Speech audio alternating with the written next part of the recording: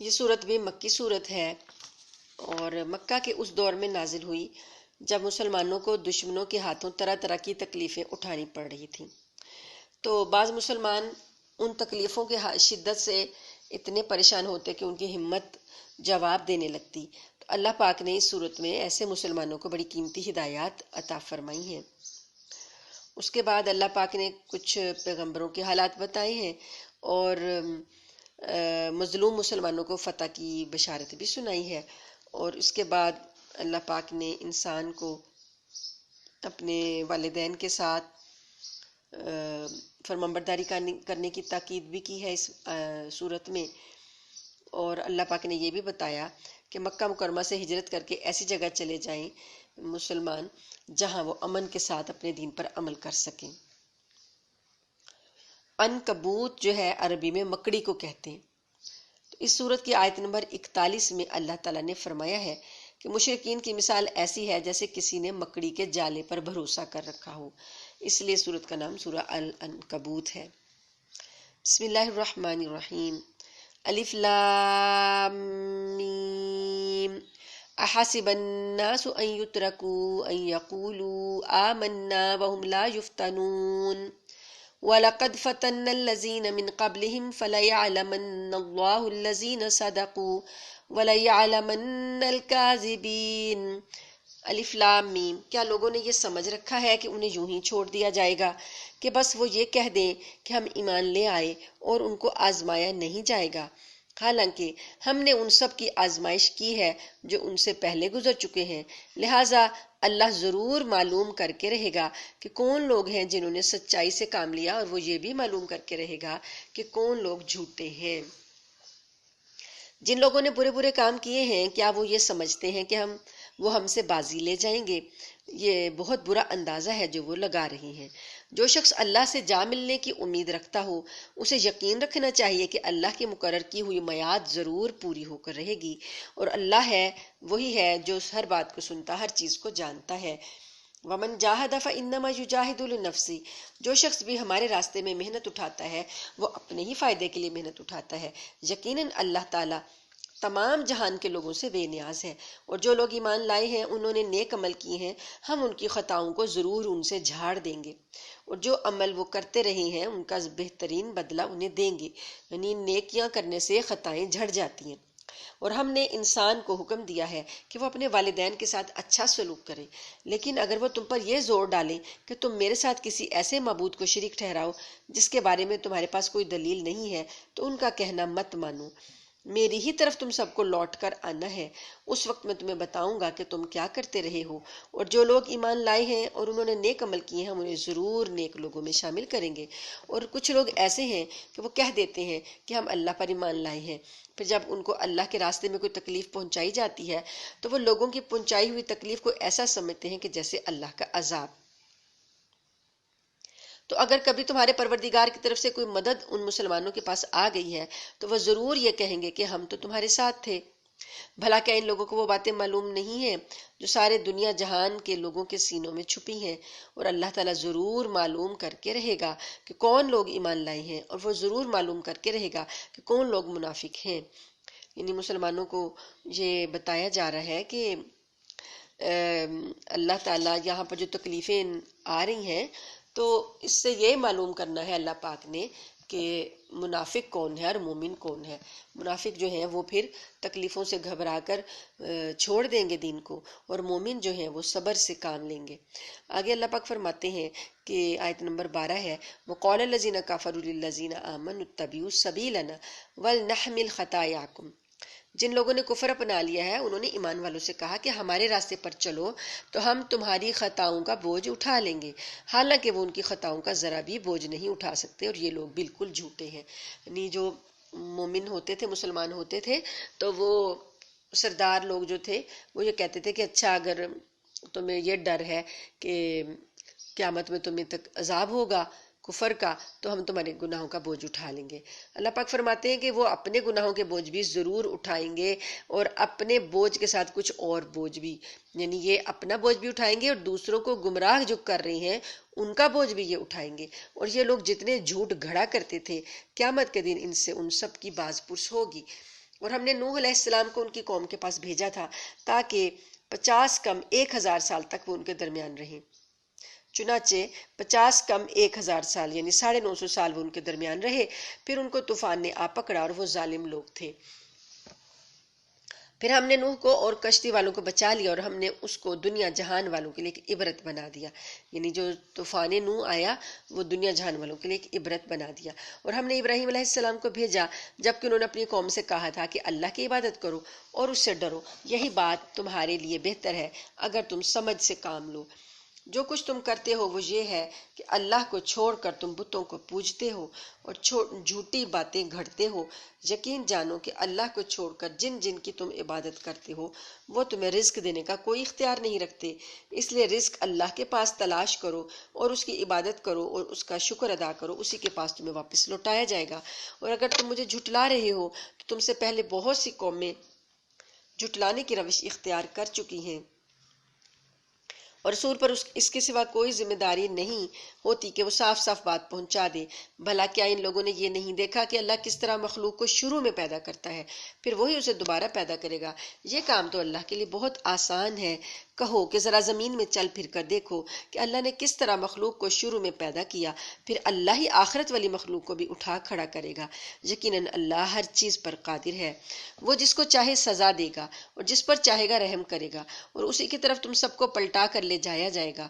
تم نہ زمین میں اللہ کو عاجز کر سکتے ہو اور نہ آسمان میں، اور اللہ کے سوا تمہارا نہ کوئی رکھوالا ہے اور نہ کوئی مددگار۔ اور جن لوگوں نے اللہ کی آیتوں کا اور اسے جا ملنے کا انکار کیا ہے وہ میری رحمت سے مایوس ہو چکے ہیں اور ان کے لیے دکھ دینے والا عذاب ہے۔ غرض ابراہیم کی قوم کا جواب اس کے سوا کچھ نہیں تھا کہ انہوں نے کہا قتل کر ڈالو اس کو یا جلا ڈالو اسے، پھر اللہ نے ابراہیم کو آگ سے بچایا۔ یقیناً اس واقعے میں ان لوگوں کے لیے بڑی عبرتیں ہیں جو ایمان لاتے ہیں۔ اور ابراہیم علیہ السلام نے یہ بھی کہا تھا کہ تم نے اللہ کو چھوڑ کر بتوں کو خدا بنایا ہوا ہے جس کے ذریعے دنیاوی زندگی میں تمہاری آپس کی دوستی قائم ہے، پھر قیامت کے دن تم ایک دوسرے کا انکار کرو گے۔ یعنی بتوں کی جو پرستش ہو رہی تھی، ایک دوسرے کے ساتھ ان کی بت پرستوں کی آپس میں دوستی بھی تھی، کچھ بناتے تھے، کچھ خریدتے تھے، کچھ بیچتے تھے، تو یہ دوستیوں کے بل پہ ان کے کاروبار چل رہے تھے۔ تو اللہ فرماتے ہیں کہ قیامت کے دن تمہاری ساری دوستیاں ختم ہو جائیں گی، تم ایک دوسرے کا انکار کرو گے، ایک دوسرے پر لعنت بھیجو گے اور تمہارا ٹھکانہ دوزخ ہوگا، پھر تمہیں کسی بھی طرح کے مددگار میسر نہیں ہوں گے۔ پھر لوط ان پر ایمان لائے۔ ابراہیم علیہ السلام پر کتنے لوگ ایمان لائے ہیں؟ حضرت لوط علیہ السلام، ایک بندہ بس، اور ایک ان کی بیوی تھی۔ تو اللہ پاک فرماتے ہیں ابراہیم علیہ السلام کو کہ آپ اپنی ذات میں ایک امت تھے۔ امت جو ہے وہ تو کثیر تعداد ہوتی ہے، لیکن ایمان لانے میں ان کے اوپر ان کی قوم کا صرف ایک ہی بندہ ایمان لایا۔ اور ابراہیم نے کہا کہ میں اپنے پروردگار کی طرف ہجرت کر کے جا رہا ہوں، وہی ہے جس کا اقتدار بھی کامل ہے، حکمت بھی کامل۔ اس کے بعد یہ انہوں نے چھوڑ دیا اپنا وطن۔ وَوَهَبْنَا لَهُ إِسْحَاقَ وَيَعْقُوبَ وَجَعَلْنَا فِي ذُرِّيَّتِهِ النُّبُوَّةَ۔ تو اللہ نے ان کو امت کیسے بنایا ابراہیم علیہ السلام کو؟ اللہ پاک نے ان کو جو اولادیں عطا کی ان اولادوں میں نبوت رکھ دی۔ تو اللہ نے انہیں اسحاق اور یعقوب جیسے بیٹے عطا فرمائے اور ان کی اولاد میں نبوت اور کتاب کا سلسلہ جاری رکھا، اور ان کا اجر ہم نے انہیں دنیا میں بھی دیا اور یقیناً آخرت میں ان کا شمار صالحین میں ہوگا۔ اور ہم نے لوط کو بھیجا جبکہ اس کی قوم کے لوگوں اس نے اپنی قوم سے کہا حقیقت یہ ہے کہ تم ایسی بے حیائی کا کام کرتے ہو جو تم سے پہلے دنیا جہان والوں میں کسی نے نہیں کی۔ کیا تم مردوں کے پاس جاتے ہو اور راستے میں ڈاکے ڈالتے ہو اور اپنی بھری مجلس میں بدی کا ارتکاب کرتے ہو؟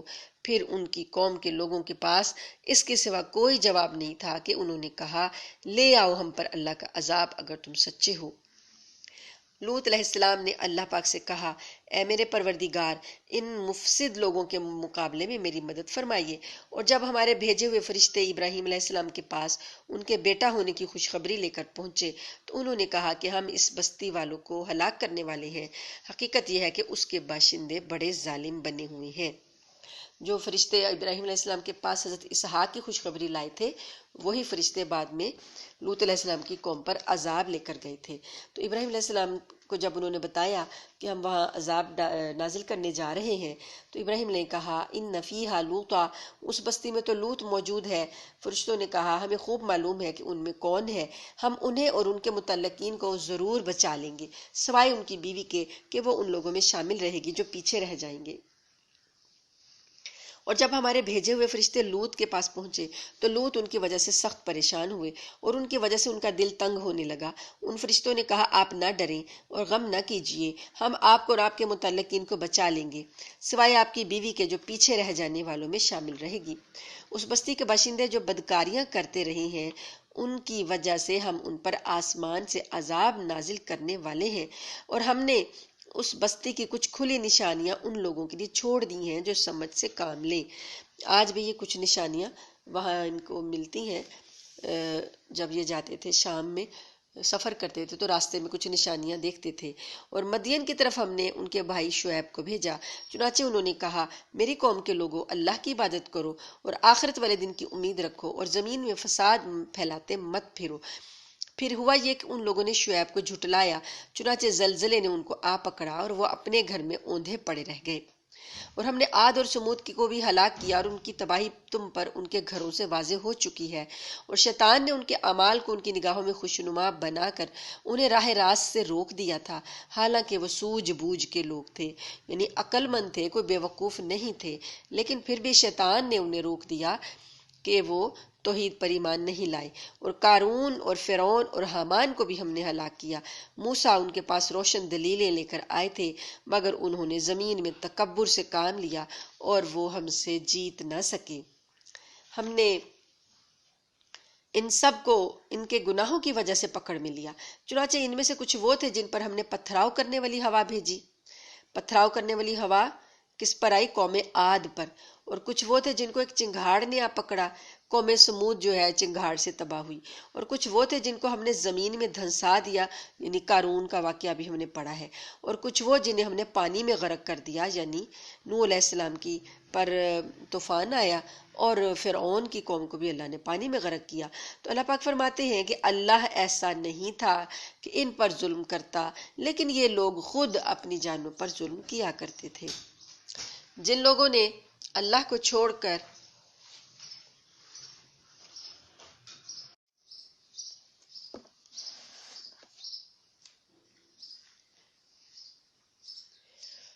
اللہ کو چھوڑ کر دوسرے رکھوالے بنا رکھے ہیں، ان کی مثال مکڑی کی سی ہے جس نے کوئی گھر بنا لیا ہو، اور کھلی بات ہے کہ تمام گھروں میں سب سے کمزور گھر مکڑی کا ہوتا ہے۔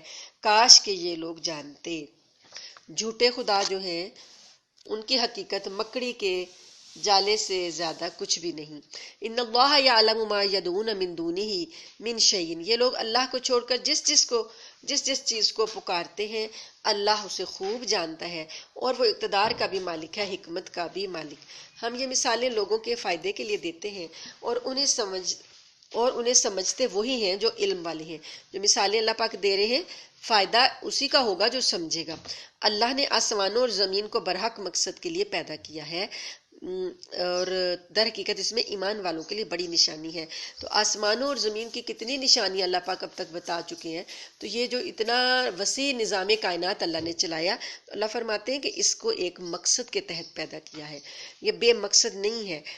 اور اے پیغمبر صلی اللہ علیہ وآلہ وسلم، جو کتاب تمہارے پاس وحی کے ذریعے بھیجی گئی ہے اس کی تلاوت کرو اور نماز قائم کرو، بے شک نماز بے حیائی اور برے کاموں سے روکتی ہے۔ ان الصلاۃ تنہا عن الفحشاء والمنکر، یہ نماز کی خاصیت ہے کہ نماز پڑھنے والا بے حیائی سے اور برائیوں سے بچ جاتا ہے۔ ولا ذکر اللہ اکبر واللہ یعلم ما تصنعون، اور اللہ کا ذکر سب سے بڑی چیز ہے اور جو کچھ تم کرتے ہو اللہ اس کو خوب جانتا ہے۔ نماز میں جب انسان سب سے پہلے تکبیر کہہ کر اللہ تعالیٰ کی بڑائی کا اقرار کرتا ہے تو اس کا کیا مطلب ہوتا ہے کہ وہ اللہ کو بڑا مانتا ہے، اللہ کے آگے اور کسی کی اہمیت اس کے دل میں نہیں ہے۔ پھر وہ ہر رکعت میں اللہ کے سامنے اس بات کا اقرار کرتا ہے جو سورہ فاتحہ پڑھتا ہے، اس میں بار بار کہتا ہے ایاک نعبد و ایاک نستعین، کہ اے اللہ میں آپ کی بندگی کرتا ہوں، آپ ہی سے مدد چاہتا ہوں۔ تو جب کسی گناہ کا خیال دل میں آئے تو اگر اس نے نماز دھیان سے پڑھی ہوگی تو اسے اپنا یہ عہد یاد آ جائے گا کہ ابھی تو میں اللہ سے یہ وعدہ کر کے آیا ہوں کہ اللہ میں آپ کی بندگی کرتا ہوں، تو پھر وہ یہ خیال اس کو گناہ سے روکے گا۔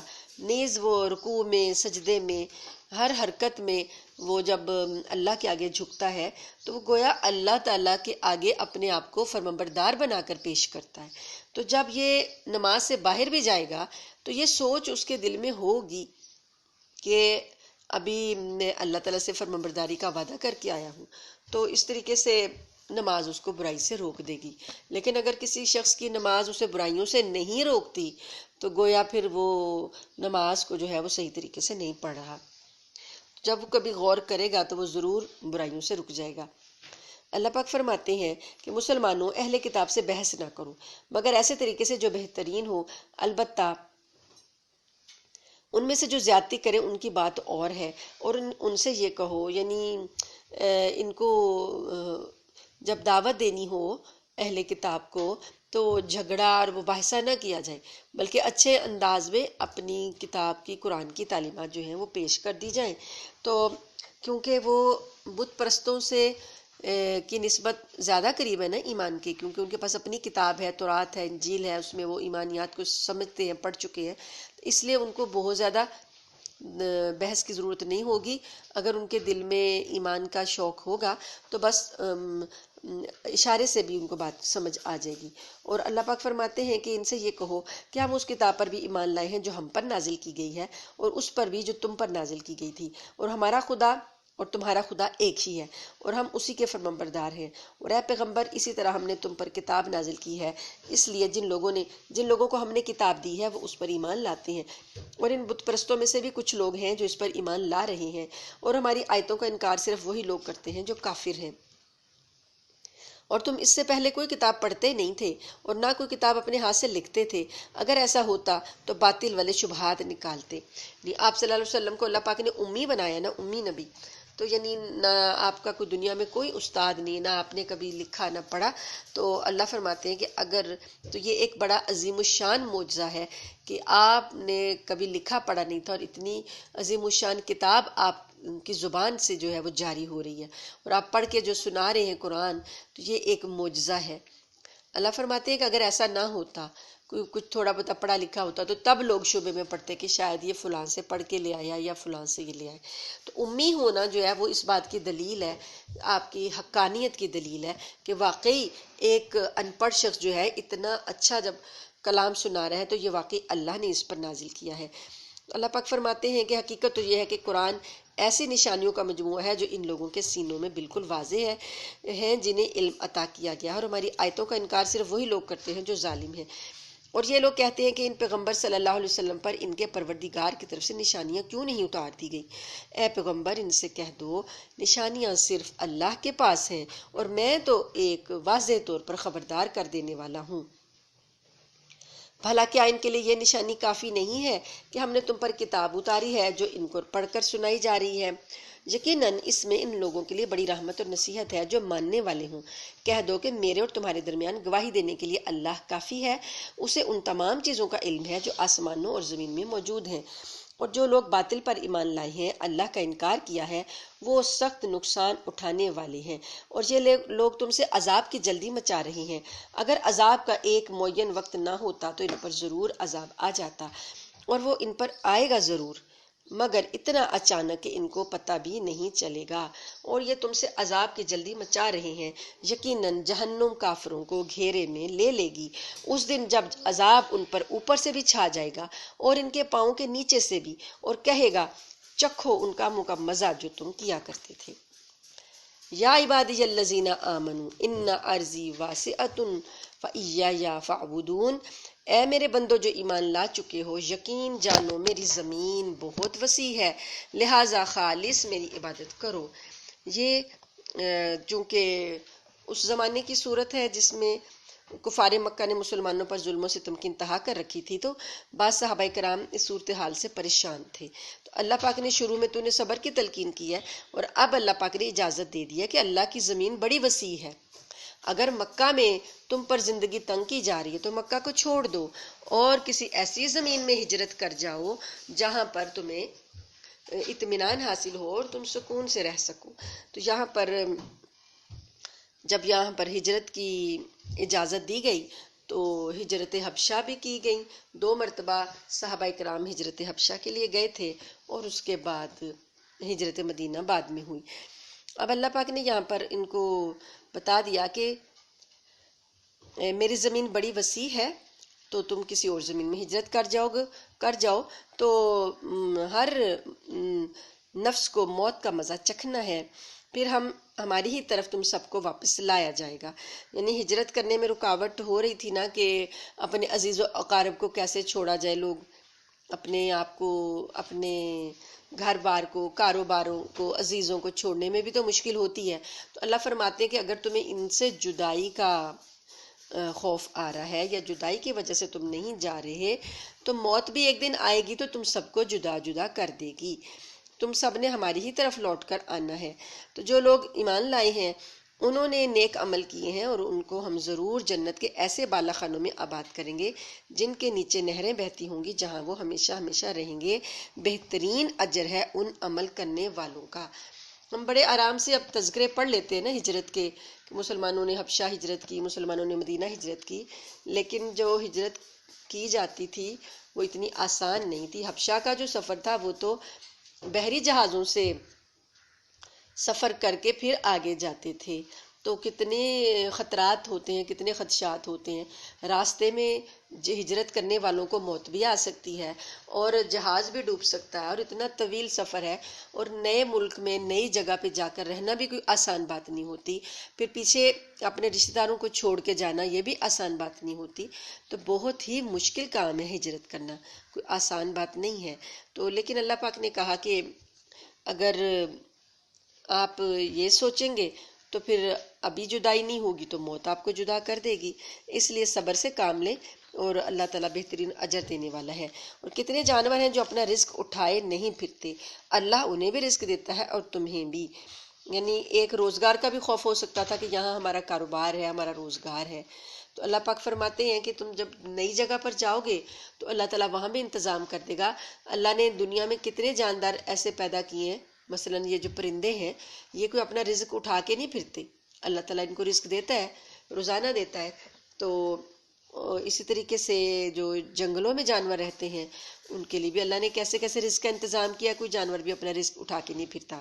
پھر اگر تم ان سے پوچھو کہ کون ہے جس نے آسمانوں اور زمین کو پیدا کیا، سورج اور چاند کو کام پر لگایا، تو وہ یہ کہیں گے، ضرور کہیں گے کہ اللہ۔ پھر آخر یہ لوگ کہاں سے اوندھے چل پڑتے ہیں۔ اللہ اپنے بندوں میں سے جس کے لیے چاہتا ہے رزق میں کشادگی کر دیتا ہے، اور جس کے لیے چاہتا ہے تنگی کر دیتا ہے۔ یقیناً اللہ ہر چیز کا علم رکھتا ہے۔